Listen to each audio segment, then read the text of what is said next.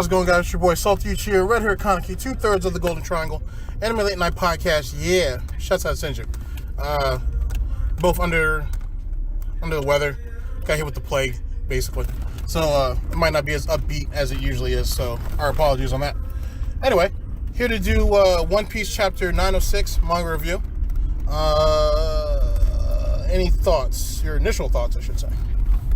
I guess my initial thoughts kind of like how everyone else was, which is what the fuck is with the hat. But I mean, like, I don't know. It's a good chapter, to be honest. I guess when comparing it to this week chapter, though. I didn't read this week's chapter yet, so this is spoiled. This week's chapter has a lot of shit going on. So, I don't know. It's a good chapter to the Reverie, for its second chapter. So it's pretty cool. I like it. Nice. All right, so I'll go ahead and just start the ball off. So basically, we get to the top of the red line, which actually brings us to Mary Joa, or Mary Jo's. It's however you want to pronounce it. I think it's pronounced Mary Joa, yeah? At this point, nobody knows. All right. Well, they get to the top of Mary Joa, and they walk up. They descend up the, or ascend, I should say, up the steps. And as they're going up the staircase, the set of stairs, I should say, you see all of these different figures holding weapons, cloaked over. And for me, the initial thing that I thought about was Dragon, in the cloak that he wears and whatnot. I just thought it was kind of like a cool comparison or whatnot. In any case, so as they descend up and they actually get to see like the kingdom of Mary Joa, at least the artificial forest, which that could be because of the altitude and maybe just plant life can't really grow up there, whatever the case may be. And then you get to actually see the castle itself, which is where the celestial dragons basically reside. And I thought initially, as they're, basically everybody's mesmerized, Dully, I guess that's how you pronounce it. That palace alone, it's the meeting hall, whereas the celestial dragon, they live in the town that's in there. Yeah. All right. So my apologies. And for the steps and the statue, those are actually fucking huge, because if you see the people going up the stair, and then you see like Neptune's and the Shirahoshi, they're tiny compared to like all those steps and statues. Yeah, absolutely. So as they finally get up these mountain of stairs, basically, and they actually get up to essentially the top, I guess you could kind of call it like, I wouldn't really call it like the garden or anything. I wouldn't say that. It's a courtyard. Yeah, it's a courtyard. They actually pass Shiratoshi, Neptune, and her brother, these little poles basically that help them kind of move along. Not necessarily kind of like a, what do you call that? It's a king, and then they also got their bubbles reinforced so they can kind of float around. No. I'm talking about the thing on the ground, dude. That movable escalator is what I'm talking about. No, I'm talking about like when they got up to the red line, they also changed their bubbles, so yeah, but they can maneuver around. Okay, true. The king, and then what you're talking about is the travelator. Yeah, there we go. As it pertains to travelator in general, I thought it was a kind of cool premise, except for I don't think it could support their weight. It doesn't look like it's made for that. It looks like it was actually kind of rigged together, to be honest with you, because like the way they made it sound, if you guys saw the next panel down where you see the slaves, it's assumed that they're slaves. You see the slaves that are under there.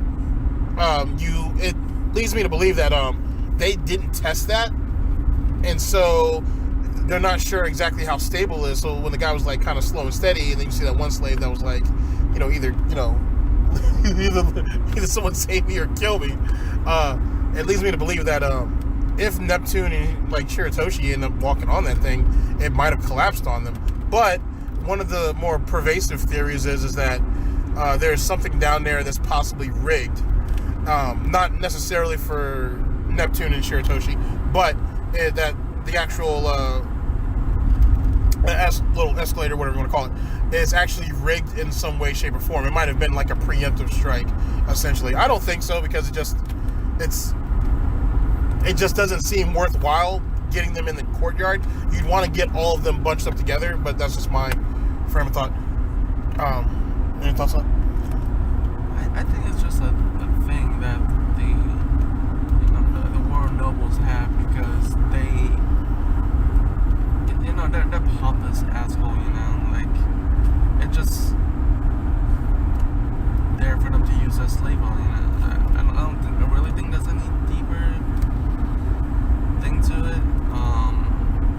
I kind of like it being used kind of like of a comparison for the whole mask of Mary Jo's, or whatever you want to call it. Whereas like up above, you see all these grand door fucking palace, beautiful sceneries, and then that's like kind of like for them, like that's just a mask. Whereas like on the bottom, it's slaveries and all these fucked up things. So yeah, but well, okay, you're and I don't know about like not being able to support Shiro Hoshi and all of them. If anything, I feel like I think like if they had done that, it's just a way for them to kind of like show the cruelty for the way they treated their slaves. Well, the truculator is a dumb idea either which way. Like, if you want to go by the premise that you had like put out there, I'd rather be carried, to be honest with you. If you're gonna have slaves and you've got slaves in abundance like that, then you're supposed to be like on this level, right? You would rather be carried than have a bunch of them working on the ground. But you gotta think, like these celestial dragons, they don't want to have like if you're saying they that don't want to have like interaction with normal the normies, the people that's beneath them. You mean the people who cook their food, who wash their clothes? I would assume that's all slave labor. I think they have like specific people for like food and clothing and stuff, whereas slave is more just like their entertainment. Can those people who wash their clothes and cook their meals, can they come and go as they please? I mean, I assume they'd be like fucking marine workers and shit. But can they come and go as they please? Probably. Kind of like how the guard, the palace guard is. The palace guards can't leave when they want either. They're kind of. I mean, like it's their duty. Whereas, like, I guess it's different to the slave. They're all slaves. They're all. You just want to say would you be happy about saying there's different tiers of slaves? Would you like to go ahead and separate slaves from servants? I mean, I guess they have like different category of slaves. So. All right, fair enough. Fair enough. All slaves of me. If you can't come and go as you want, you're a slave, basically. I'm saying, like, there is the world government where they kind of provide the service to Celestial Dragon. And with that being said, why hide the slave labor anyway? If that's like your general, you know what? My bad. Let's save that for speculations. I'm going too far into this shit. All right. So anyway, so Shiratoshi and her brother Neptune want to go and see the forest. Stully. Hold on. Yeah, but you're gonna get slain for saying that. Shirahoshi and Fukaboshi. What? And yeah. You know what? You narrate. Shirahoshi and Fukaboshi and all of them decide to take a different path to that giant fucking castle palace thing where all the king's gonna be. Gonna have food at. So they take a stroll through this artificial forest. Again, we assume that they're planning to go go where they're situated, and also I feel like they're doing that just so I guess for oxygen purpose, because they're like located so high up. So they stroll through the forest, and in one of the tower in the town, we see this motherfucker motherfucking Charlos, who apparently didn't get punched hard enough last time. So seeing Shirahoshi was like, Hubba, this big fish, I want it. Not a gay fish.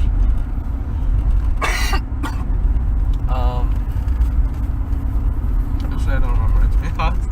Oh yeah, and then what you do? Call drop.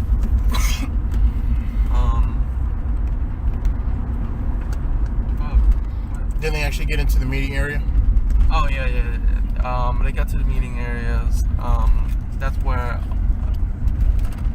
Shirahoshi, being, I guess, proposed by all these kings to, take their, if she's interested in their son, and Shirahoshi being kind of like the naive, innocent girl that she is, kind of turned him down, but turned him down in this really savage way. Where she's like, oh, none of you are my type, which we don't even know what the fucking type is. I assume a rubber band is her type.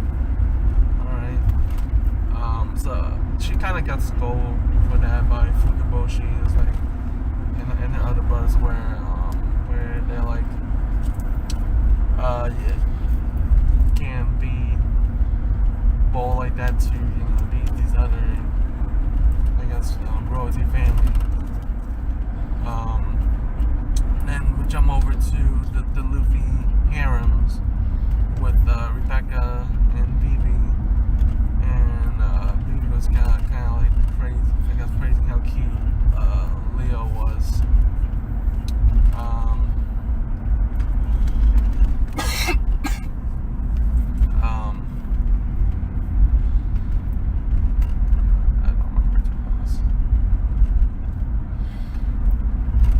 On top of the fact that of Luffy's harem, also we had a brief conversation between Sai and Leo, and basically they're talking like it's kind of cool how they're both pirates, but yet they're basically keeping that on the low. And then I think, I'm pretty sure, Sai had said that after his business was done here, he was actually going to basically leave his country to basically fully commit himself to the Armada, or at least what we assume, and whatnot afterwards. So really what's going on here at the Reverie doesn't necessarily concern him, because, or at least as it pertains to his country, because he doesn't plan to stick around long enough to really be concerned with it. But that's neither here nor there.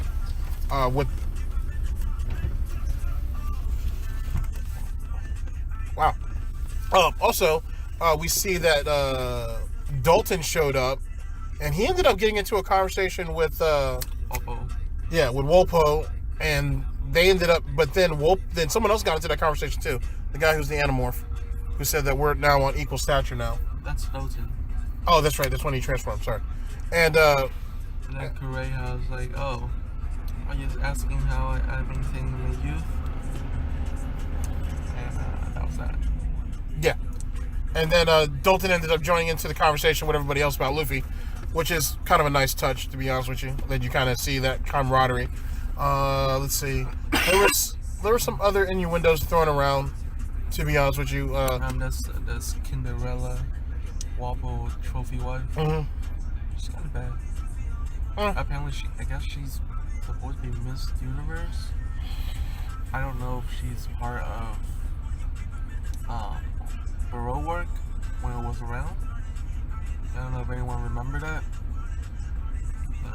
It's just something that I guess is kind of pointed out in there. And then I like the way that Oda did all the flashback. I guess for people who don't remember your stuff from way back. How they're all connected. Yeah. Yeah. So let's see. Then I think after that they kind of jump over to Doflamingo and Impel Down. Oh yeah, I'll go ahead and let you finish that off.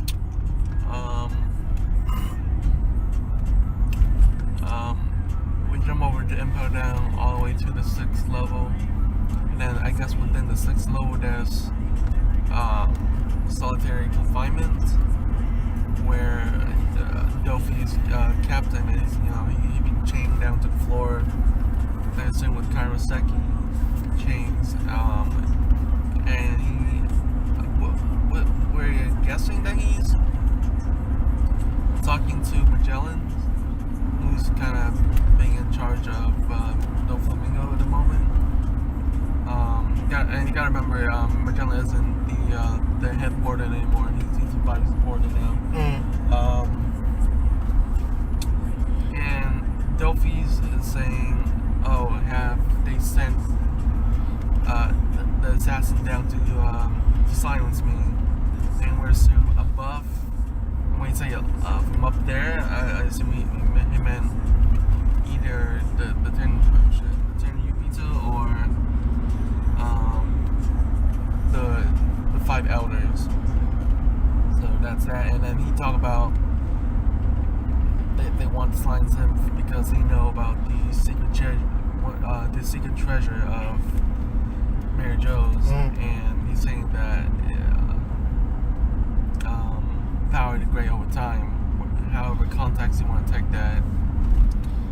Then we jump back into Mary Jo's into like a dark corridor part of the palace, I assume, where this figures looking like the Ice King and shit, walking into a freezer, ironically, into like a giant room. I guess, I don't know if it's a giant freezer or what, but we assume it's very cold because, of all the frost. And finally they walk through, we see like kind of like 7 divot in the wall, kind of like a pedestal-ish thing, and one of them kind of light up, and then we finally see this person holding Luffy's bounty, and then someone else bounty under that, and we see this giant fucking straw hats being covered in like frost and shit.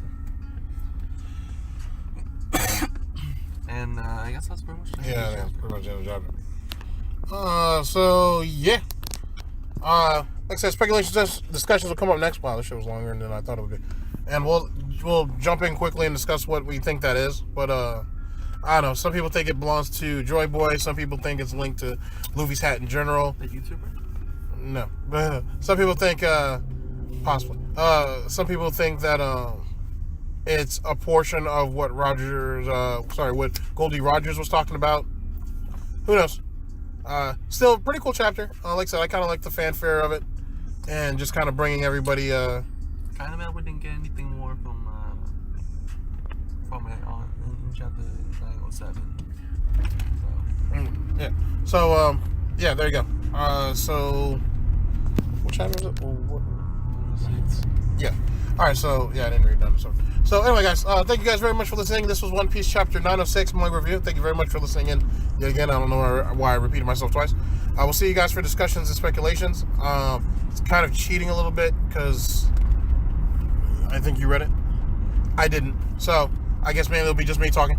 And we'll see you guys for 907 later on in the week. Hopefully before 908 comes out, unless there's a break this week. No breaks. So all right, guys. So we'll see you guys for speculations and discussions coming up next. Your boy Salty Uchiha for Sinju and Kaneki. Holla at y'all next video. Peace.